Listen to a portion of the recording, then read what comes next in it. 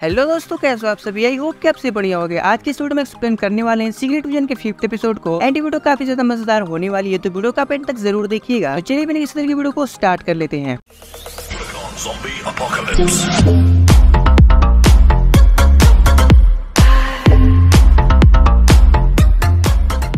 इस एपिसोड की स्टार्टिंग में फ्यूरी को दिखाया जाता है, जो कि यूएस के प्रेसिडेंट को लेकर सीधे हॉस्पिटल गया होता है। एंड वो प्रेसिडेंट से बार बार एक ही बात कहता है कि ये सारा काम रशियंस का नहीं है, इसके पीछे स्कल्स है और आप जल्दीबाजी में कोई ऐसा वैसा कदम मत उठाइएगा और कर्नल रोड पे आप बिल्कुल भी भरोसा मत कीजिएगा। इसके बाद डॉक्टर्स प्रेसिडेंट को लेकर ऑपरेशन रूम में चले जाते हैं and Nick Fury operation room के बाहर ही चेयर लगा के बैठ जाता है। फिर हमें स्कल्स का खुफिया बेस दिखाया जाता है, जहाँ पे ग्रेविक स्कल्स से कहता है कि सारे ऑपरेटिव मेंबर्स का एक मीटिंग बुलाओ। सारे स्कल्स के आने के बाद उन स्कल्स में से जो पेगन नाम का स्कल्स होता है, वही जो ग्रेविक का सबसे खास आदमी वो ग्रेविक से कहता है कि तुम्हारे पास आज बिल्कुल अच्छा मौका था, अगर तुम चाहते तो फ्यूरी को बड़ी आसानी से मार सकते थे, लेकिन तुमने ऐसा बिल्कुल भी नहीं किया। उसके बाद ग्रेविक उससे कहता है कि जो मुझे चाहिए अगर वो तुमने फ्यूरी से ले लिया होता मैं उसका कब का मार चुका होता। इसके बाद पेगन उससे कहता है कि वो चीज कहाँ है किसी को नहीं पता, और तुमने जितनी भी सारी जगह बताई है वहाँ हम लोगों ने जाके देख लिया है, वहाँ पे हमें कुछ भी नहीं मिला है, और तुम तो फ्यूरी के सबसे खास आदमी हुआ करते थे, लेकिन वो चीज कहाँ है तुम्हें भी नहीं पता। जब फ्यूरी ने तुम पे भरोसा नहीं किया तो हम तुम पे भरोसा क्यों करें। जिसके बाद ग्रेविक बहुत ज्यादा गुस्सा हो जाता है एंड पेगन को जान से मार देता है और अपने लोगों से कहता है कि हम निक फ्यूरी को इस वजह से नहीं मार पाए क्योंकि उसकी गद्दार बीबी ने हमको धोखा दिया, और वो वहाँ पे मौजूद स्कल्स से कहता है कि अपने लोगों को भेजो और निक फ्यूरी के वाइफ को मरवा दो। फिर ग्रेविक रोडी को कॉल करता है और उससे पूछता है कि तुम कहाँ पे हो। जिसके बाद रोडी उससे बोलता है कि मैं हॉस्पिटल ही जा रहा हूँ अपने बचे हुए काम को पूरा करने के लिए, लेकिन ग्रेविक उससे बोलता है कि प्लान में कुछ चेंज हुआ है और तुम प्रेसिडेंट को कोई भी नुकसान नहीं पहुँचाओगे बल्कि उनको जिंदा रखोगे और उनको बचाओगे। इसके बाद कर्नल रोडी उससे पूछता है कि ऐसा क्यों, हमारा प्लान तो ये नहीं था। जिसके बाद ग्रेविक उससे बताता है कि तुम प्रेसिडेंट के पास जाओगे और रशिया में मौजूद हमारे बेस के सैटेलाइट इमेजेस को प्रेसिडेंट को दिखाओगे और उनसे बोलोगे ये सारा काम रशियंस का तो है ही, लेकिन उनके साथ स्कल्स भी मिले हुए हैं और इलीगल तरीके से रशिया हम पे अटैक कर रहा है, और तुम प्रेसिडेंट से ये भी कहोगे कि हमें जल्द से जल्द इस बेस को खत्म करना होगा और इन स्कल्स के बेस पे अटैक करके इनको मारना होगा। इसके बाद रोडी सीधा हॉस्पिटल जाता है एंड हॉस्पिटल जाती है उसकी मुलाकात सीधे फ्यूरी से होती है एंड फ्यूरी उसे देखते ही उसकी कॉलर पकड़ के उसको गन पॉइंट पे ले लेता है और फ्यूरी उससे कहता है कि मैं तुम्हें प्रेसिडेंट के आसपास भी नहीं भटकने दूंगा और यहीं पे तुम्हारी असलियत सबके सामने ला दूंगा। इसके बाद रोडी उससे बोलता है कि तुम्हें मेरी असलियत सामने लाने के लिए मुझे मारना पड़ेगा और अगर तुमने मुझे मारा तो तुम भी यहीं पे मारे जाओगे, तो देख लो तुमको करना क्या है। साथ में रोडी इससे ये भी बोलता है जो मारिया हिल की मर्डर वाली क्लिप है इसमें साफ साफ दिख रहा है कि तुमने ही मारिया हिल को मारा है, 60 सेकंड के अंदर पूरी दुनिया में फैल जाएगी और पूरी दुनिया तुमसे नफरत करने लगेगी। जिसके बाद निक फ्यूरी गुस्सा होकर वहाँ से निकल जाता है। फिर हमें लंदन के MI6 के हेड क्वार्टर के हेड ऑफिसर को दिखाया जाता है, जिससे मिलने के लिए सोनिया आई होती है, क्योंकि सोनिया को पता चला होता है कि उसका हेड ऑफिसर एक स्कल है एंड सोनिया उसे जैसे ही मिलती है उसे गोली से मार देती है और उससे डॉक्टर डाल्टन का पता पूछती है, और जैसे ही वो स्कल सोनिया को डॉक्टर डाल्टन का एड्रेस बताता है सोनिया उसको वहीं पे जान से मार देती है और खुद वहाँ की हेड बन जाती है। फिर हमें स्कल्स का खुफिया बेस दिखाया जाता है, जहाँ पे ग्रेविक बैठा होता है और फोन पे रोडी से बात कर रहा होता है और रोडी उसे कहता है कि मैंने यहाँ पे सब कुछ संभाल लिया है, तुम उसकी चिंता मत करो, तुमने जैसा बोला है सब वैसा ही होगा। लेकिन यहाँ पे सारे स्कल्स के अंदर बगावत की आग भड़क चुकी थी क्योंकि ग्रेविक अपने ही लोगों को मार रहा था एंड यहाँ पे सारे स्कल्स मिलकर ग्रेविक के ऊपर अटैक कर देते हैं एंड ग्रेविक को मारने लगते हैं। लेकिन ग्रेविक एक सुपर स्कल होता है जिसकी वजह से वो उस पर ज्यादा कुछ नहीं बिगाड़ पाते हैं और ग्रेविक उनको इजीली हरा देता है और सब कुछ जान से मार देता है। फिर हमें निक फ्यूरी को दिखाया जाता है जो कि किसी अपार्टमेंट में जाता है एंड वो अपार्टमेंट का जैसे ही दरवाजा खोलता है तो उसे पता चलता है कि मुझसे पहले यहाँ पे कोई आ चुका है। इसके बाद फ्यूरी थोड़ा सा अलर्ट हो जाता है और अंदर जाता है और अंदर जाने के बाद वो देखते हैं कि वहाँ पे पहले से गाया बैठी हुई है एंड उसके बाद उन दोनों के बीच कुछ बात होती है एंड फ्यूरी उससे बताता है कि तुम्हारे फादर टेरोस की मौत हो चुकी है। तो गाया उससे बोलती है कि मुझे पता है। फिर उससे फ्यूरी पूछता है कि आखिर ग्रेविक कर क्या रहा है, वो सुपर स्कल्स कैसे बना। इसके बाद गाया उससे बताती है कि वो एक चीज ढूंढ रहा है जिसके बाद उसकी ताकत और बढ़ जाएगी। फिर फ्यूरी उससे पूछता है कि वो क्या ढूंढ रहा है, तो वो उससे बताती है कि वो द हार्वेस्ट करके कुछ बोल रहा था कि मुझे यही चाहिए। फिर गाया फ्यूरी से बोलती है कि मुझे अपने फादर की अंतिम क्रिया पूरी करनी है। तो फ्यूरी उसे अपनी गाड़ी की चाबी देता है और बोलता है कि तुम मेरी बीवी के पास चली जाओ, वो तुम्हारी पूरी मदद करेगी। लेकिन तभी वहाँ पे पुलिस आ जाती है जिसकी वजह से फ्यूरी को वहाँ से भागना पड़ता है एंड फ्यूरी वहाँ से फिनलैंड के लिए निकल जाता है। फिर हम एजेंट सोनिया को देखते हैं जो कि डॉक्टर डाल्टन के घर पे पहुंच चुकी होती है और डॉक्टर डाल्टन से पूछती है कि तुम लोग आखिर कर क्या रहे हो, मुझे पता है कि तुम दोनों स्कल्स हो और मुझे तुम्हारा प्लान जानना है। इसके बाद डॉक्टर डाल्टन उससे बोलती है कि हमारा काम बेहद ही पेचीदा है, तुम्हें समझ में नहीं आएगा। लेकिन सोनिया भी कहाँ चुप बैठने वाली में से है, वो जैसे तैसे करके उनसे सारी बातें उगलवा लेती है और साथ में उनका लैब भी चला देती है। लेकिन डॉक्टर डाल्टन का हस्बैंड जो कि एक स्कल होता है वो भागने की कोशिश करता है, लेकिन सोनिया उसे जान से मार देती है। फिर हमें यूएस के प्रेसिडेंट को दिखाया जाता है जिससे मिलने के लिए रोडी आता है एंड वो प्रेसिडेंट से कहता है कि जो आप पे अटैक हुआ है वो बस रशियन से नहीं किया है, उनके साथ स्क्रल्स भी मिले हुए हैं। फिर रोडी प्रेसिडेंट को सैटेलाइट इमेज दिखाता है और कहता है कि ये जो आप देख रहे हैं यही है स्क्रल्स का बेस जो कि रशिया में मौजूद है और हमें इस पे अटैक करके इसको ध्वस्त करना होगा, नहीं तो रशियंस हम पे ऐसा अटैक करते रहेंगे। इसके बाद प्रेसिडेंट रोडी से बोलते हैं कि अगर हमने ऐसा किया तो ये सीधे वर्ल्ड वॉर की स्टार्टिंग होगी, लेकिन रोडी प्रेसिडेंट से कहता है कि ऐसा कुछ भी नहीं होगा। ये सैटेलाइट इमेज देखने के बाद दुनिया के सारे देश बस हमारा ही साथ देंगे क्योंकि स्क्रल्स हमारी दुनिया पे कब्जा करना चाहते हैं और वो ऐसा करके ही रहेंगे। उससे अच्छा ये है कि उनसे पहले ही हम उनको खत्म कर दें। हमें दिखाया जाता है कि निक फ्यूरी कार में कहीं जा रहा होता है एंड तभी उसके पास ग्रेविक का कॉल आता है एंड ग्रेविक उससे बोलता है कि मेरे पास तुम्हारे लिए एक डील है, तुम मुझे द हार्वेस्ट दे दो और मैं ये सब कुछ रोक दूंगा और अगर तुमने ऐसा नहीं किया तो यूएस रशिया में मौजूद स्क्रल्स के ऊपर अटैक कर देगा। इसके बाद तीसरा विश्व युद्ध शुरू हो जाएगा। उसके बाद फ्यूरी एक प्राइवेट जेट में बैठ के फिनलैंड के लिए निकल जाता है। हमें गाय और निक फ्यूरी की वाइफ को दिखाया जाता है जो कि टेलोस का अंतिम संस्कार कर रही होती है और वो टेलोस का अंतिम संस्कार करके वापस निक फ्यूरी के घर चली जाती है जहाँ पे वो दोनों बातें कर रही होती है। तभी ग्रेविक के आदमी उनके घर में घुस जाते हैं और उनको मारने की कोशिश करने लगते हैं, लेकिन जैसे तैसे करके निक फ्यूरी की वाइफ और गाय मिलकर उन सबको मार देती है और अपनी जान बचा के वहाँ से निकल जाती है। फिर हमें निक फ्यूरी को दिखाया जाता है जो कि फिनलैंड के एयरपोर्ट पे अपना भेष बदल के आसानी से सिक्योरिटी को पार कर लेता है एंड बाहर खड़ी कार में सोनिया से जाके मिलता है। उसके बाद सोनिया उसे एक ऐसी जगह पे ले जाती है जो कि रशिया के बॉर्डर से 294 किलोमीटर दूर होता है। फ्यूरी सोनिया के साथ चला जाता है एंड फ्यूरी सोनिया के साथ जाते जाते उसको बताता है यूएस गवर्नमेंट के अंदर तक स्क्रल भर चुके हैं एंड जो कर्नल रोडी है वो भी एक स्क्रल ही है। और ये सुनते ही सोनिया बहुत ज्यादा शॉक हो जाती है क्योंकि सोनिया को ये बात नहीं पता होती है कि रोडी भी एक स्क्रल ही है एंड जो रोडी के पास सैटेलाइट इमेजेस मौजूद थी वो भी सोनिया ने उसे दी थी। फ्यूरी उसको बताता है कि स्क्रल्स अपने बेस पे हमला करवाना चाहते हैं ताकि रशिया और यूएस के बीच वॉर शुरू हो जाए और इस वॉर के शुरू होते ही थर्ड वर्ल्ड वॉर तो शुरू हो ही जाएगा। निक फ्यूरी सोनिया से ये भी बताता है कि जब पूरी दुनिया को बचाने के लिए हमारे सुपर हीरो लड़ रहे थे तो सबका खून बहा था और वो लड़ाई खत्म होने के बाद उन सारे डीएनए को इकट्ठा करने के लिए मुझे भेजा गया था और मैंने अपनी पूरी टीम के साथ उन डीएनए को इकट्ठा किया था और उस टीम का लीडर था ग्रेविक और वो डीएनए अब ग्रेविक को चाहिए ताकि वो और ताकतवर हो सके। उसके बाद फ्यूरी और सोनी एक कब्रिस्तान में जाके रुकते हैं जहाँ पे हमें निक फ्यूरी की कब्र देखने के लिए मिलती है। इसे देखते सोनिया निक फ्यूरी से बोलते हैं कि मैंने तुम्हारी बहुत सारी कब्र देखी है। निक फ्यूरी से बताता है कि मेरी पूरी दुनिया में बहुत सारी कब्र है, लगभग 5-6 तो होगी ही हो। फिर निक फ्यूरी अपनी कब्र पे फूंक मारता है। इसके बाद उसकी कब्र से द हार्वेस्ट बाहर आता है यानी कि सारी सुपर हीरोज का डीएनए, जिसके बाद निक फ्यूरी सोनिया से बताता है कि यही वो हार्वेस्ट है जो कि ग्रेविक को चाहिए। उसके बाद निक फ्यूरी एक बंकर में जाता है एंड वहाँ पे अपना आई स्कैन करता है और वहाँ से अपना पुराना निक फ्यूरी वाला कॉस्ट्यूम बाहर निकालता है। इसमें उसकी जैकेट होती है, उसका आई बैच होता है एंड एक नई सी गन होती है और वो सारी चीजें लेने के बाद फ्यूरी किसी को कॉल करता है और बोलता है कि ये बहुत हो गया, चलो इसे अब खत्म करते हैं एंड वहाँ से बाहर चला जाता है और ये एपिसोड यहीं पे खत्म हो जाता है। वेल, आपको ये हमारा एक्सप्लेनेशन कैसा लगा कमेंट सेक्शन में जरूर बताइएगा और अगर आपको ये वीडियो अच्छी लगी हो तो वीडियो को लाइक करके चैनल को सब्सक्राइब जरूर कर लीजिएगा। हम मिलेंगे आपसे एक और नई वीडियो के साथ में, तब तक के लिए बाय बाय, टेक केयर।